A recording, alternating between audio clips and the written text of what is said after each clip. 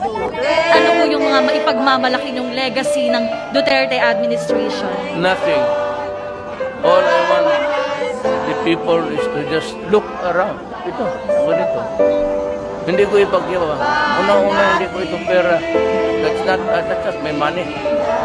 All I want to say is that we built that's all. I will not grow about it in public.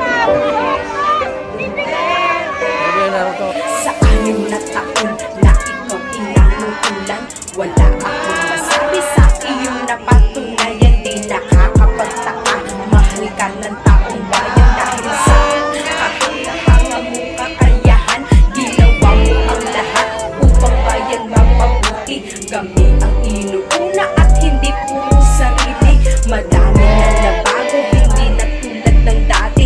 Yung dating magkulong na papanood ko sa TV. Kahit saan ka mapunta ay iyong makikita. Natapos niyang proyekto na napakaganda. Nilabanan niya ang droga, kurakot binasura. Nilinis na yung dating tambakan ng basura. Marami pong salamat sa iyong pamamahala. Tatay Digong dapat tawagin na isang dakila. Sa iyong nagawa kami ay iyong napaluha. Binangon mo yung dating lubok na ating bansa. Bansa na Pilipinas, eto na ang simula.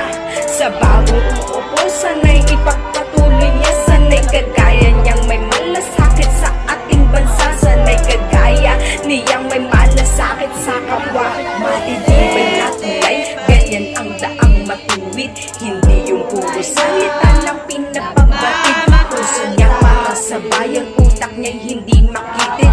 Libreng edukasyon at kagandahan ng paligid. Iilan lamang iyan sa kanyang mga proyekto. Kitang-kita naman na